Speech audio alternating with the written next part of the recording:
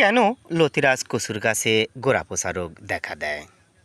দেখছেন হিমেল agro YouTube channel. প্রিয় দর্শক, যারা চ্যানেলটি এখনও সাবস্ক্রাইব করেন নাই, আশা করি চ্যানেলটি সাবস্ক্রাইব করে পাশে থাকবেন। সাধারণত কয়েকটি কারণে লতিরাজ কচুর গাছে গোড়াপচা রোগ দেখা দেয়।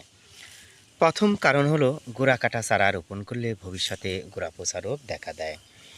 দ্বিতীয় কারণ হলো আপনার জমিতে যদি সার্বক্ষণিক পানি বেঁধে থাকে তাহলেও গোড়াপচা রোগ দেখা দিতে পারে।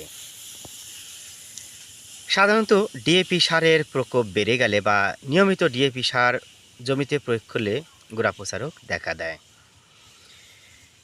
আসলে গোড়াপচা রোগ একবার দেখা দিলে সহজেই সমাধান করা যায় না।